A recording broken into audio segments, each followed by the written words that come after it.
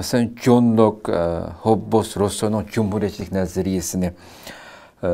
nazariyesi Uyghur müstakillik hareketiga qanday tatbiq qilindi? Nima uchun bunga ehtiyojimiz var deb qaraysiz?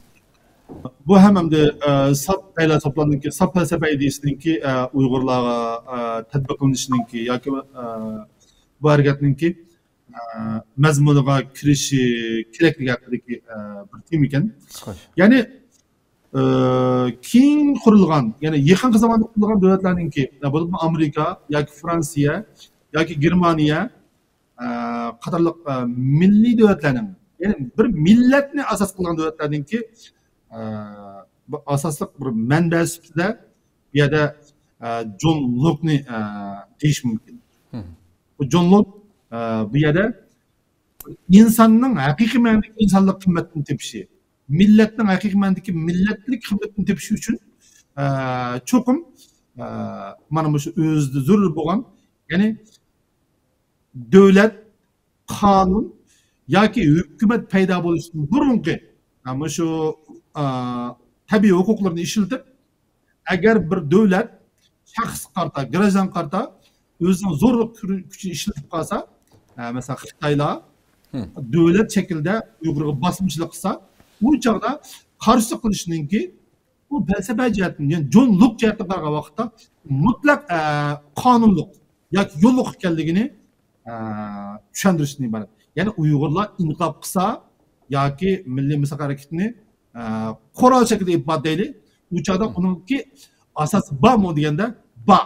Chunki bizningki tabiiy huquqimizga, ya'ni davlatdan halqagan, ya'ni davlat bilan munosabatsiz bo'lgan huquqlarimizni daxl qilgan uchun biz tilimizni, dinimizni, madaniyatimizni, jinimizni, mol mulkimizni, hamma narsamizni butunlay bular tajovuz qilib bulab olgan. Bunda qavlasida John Locke deydi. Jinimdan kechmaydi. Jinimdan kechmaydi. Cho'qim og'dirishga keldi. Cho'qim men davlat qurishga keldi. John Locke. Mushu ideya asosi qurgan davlat Amerika. Hamda ikkinchisi Thomas Hobbesga kelsak, bu albatta har bir faylasuf bek cho'ng asar yozgan odamlar, bularning necha 10 tomli asarlari bor. Davlatchilik oid qismlari nihoyat cho'ng. Thomas Hobbes'ninki bu davlatchilik felsefasining ichida muhim bir nuqta bor deyish to'g'ri kelsa, bu jamiyat yoki insonlar asli tabiiy holatda bu bir jang oldi deydi. Ya'ni bo'ri bilan bo'rining so'qishish oldi deb deydi. Shunga bu jamiyat asli tinch emas deydi.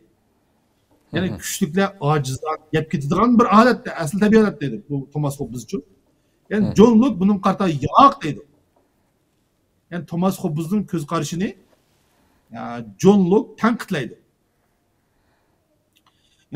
Bu yerda Thomas Hobbes'ninkidan foydalangan taraf cho'qim asosiy qonun shaklida millatning irodasini qonun shaklida o'tirg'i chiqarib Uyg'urninkini.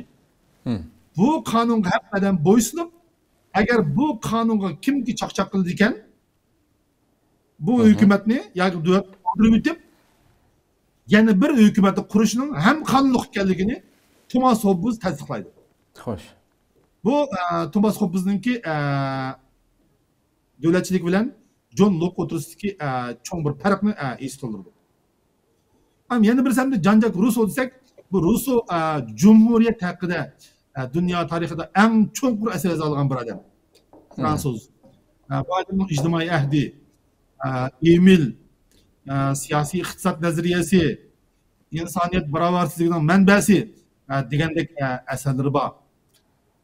Biz bu asarlarni uzoq mazgilda ajrab o'qidik.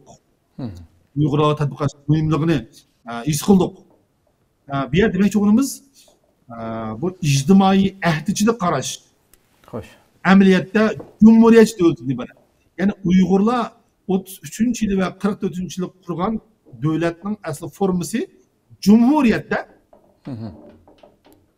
haqiqiy ma'nodagi cumhuriyetning nima ekanligini va qanday bo'lganligini bizga bücürgüçe tushuntirib beradigan odam Jean-Jacques Rousseau.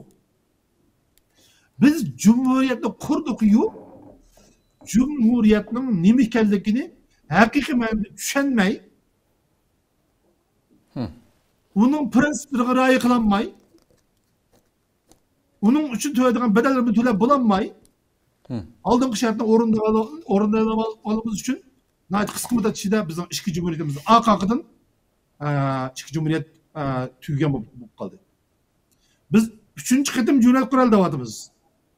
Bu cumhuriyetini biz cumhuriyetini düşünüdüğün mınlap, 10 mınlap Uygur girajaları bulunmayı turup kurulmaydı. Kurgan takdirdi mi onu saklaş ters. Çünkü bu devlet, bu cumhuriyet diyenlik anı şunda bunu düşündüğün bu özünün adalet için, özünün cumhuriyetin adalet için, Uygur cumhuriyetinin adalet için. Barlıqını kurbanqa seyir turduğun ixtisaslı xadımla, yoki alimla, ziyalla, yoki terbiyesi bulduğun narsa. Biz bunun iki katlamlarını Jean-Jacques Rousseau'dan biliyoruz. Biz cumhuriyeti kurduk. Ama Uygur tarihinde cumhuriyet yazılan bir parça kitap yok. Eser yok. Biz keyingi vaqt qarasak, Şarq Turkiston İslam Cumhuriyeti'ninki asas kanunu bayu.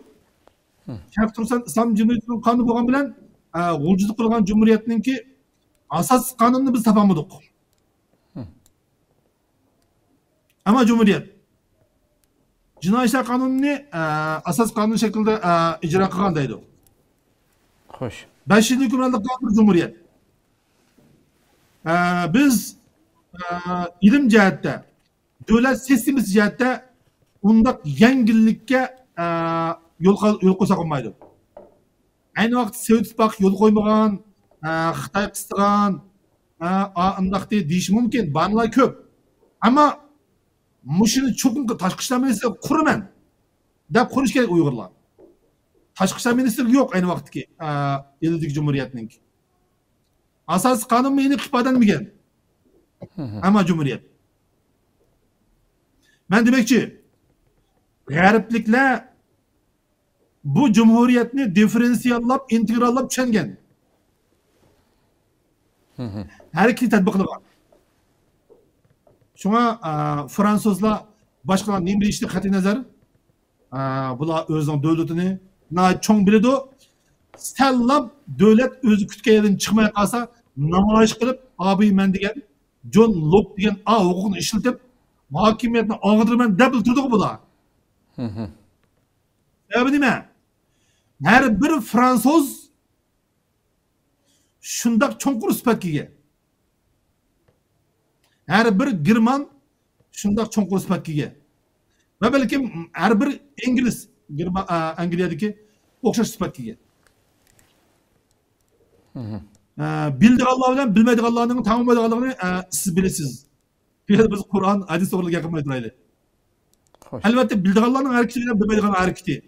Bunların ki her birisininki ünümlü hakkında söz açan zorluğu yok. Biz belki nurgun jihatda ahmoq qonunlarcha ish qilgan bo'lishimiz mumkin, o'rinsiz qurbonlarga bo'lishimiz mumkin. Bu qurbonlik yana berilmesi kerak. Biz qurbonlikni eng tuvan darajaga tushirib, eng yuqori unum qazimiz desak, cho'qim har bir Uyg'urni haqiqiy ma'nodagi davlat quradigan sifat tarbiyalab chiqishimiz kerak. Xuddi fransuzga o'xshash, xuddi bir germanga o'xshash yoki inglizga o'xshash. Xo'sh. Bu bizim talep kıldığın süper. Rahmet. Rahmet.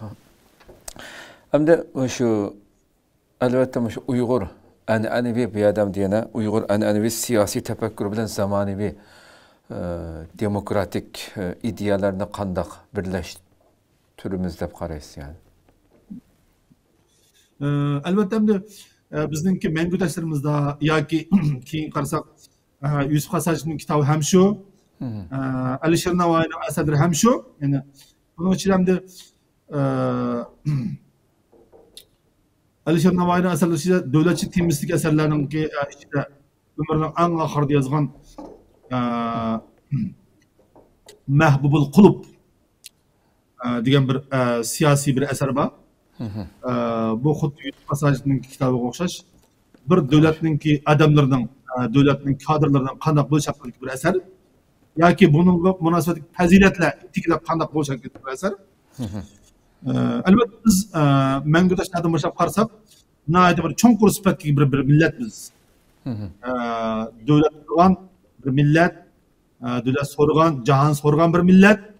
9 va 13 asrning o'zida orliqda cho't bu orliqda bir qancha cho'ng 4 davlat bor edi. Bu davlatning hammasi Osiyodagi suybar kuch.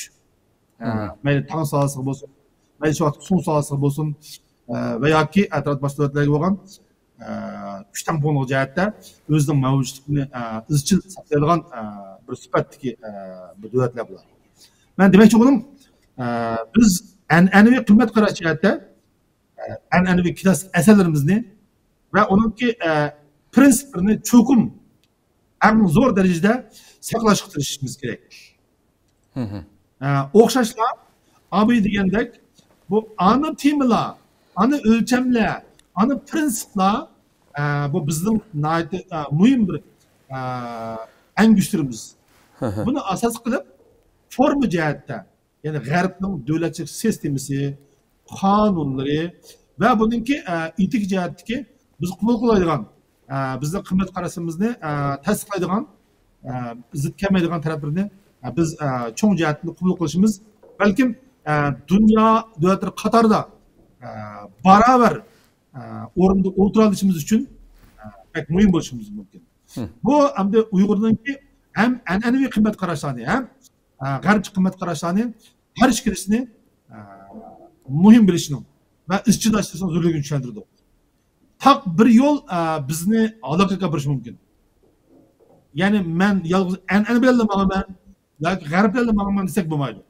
Biz cho'qim ham an'anani ham g'arbninki bu jihatdagi tajribalarini mayda qabul qilishimiz kerak. Xo'sh. Chunki bu davlat cho'ng jihatdan qaragan vaqtda prinsipal o'rtoqlikqa ega.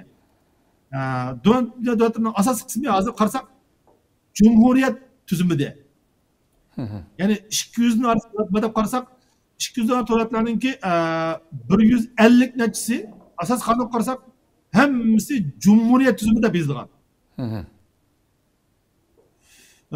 Bu bizni o'ylantirdi. Bu parlamentninki qanday bo'lganligini, parlamentning nima ishga bo'linganligini, nima ishga kengash palatasi qurishning, nima ishga avam palatasi bo'lishning, nima ishga birsin 2 yil, birsin nima ishga 6 yil bo'lganligini, nima ishga prezidentninki bunday vaqt-vaqt almashib turishning zarurligini bu g'arbga allaqachon qeni bilan jiddiy bilan isbotlab bo'ldi. Biz buni yana tajriba qilishimiz zaruriyat yo'q. 10 yil 20 yil o'tdasin bizning prezidentimiz deyishimiz zaruriyat yo'q. Biz O'zbekiston emas, biz Qozog'iston emas, biz Qirg'iziston emas. Uyg'urlar cho'qim o'zining aqliy cho'nqurligida, aqliy go'rizontallik bilan ish berish kerak.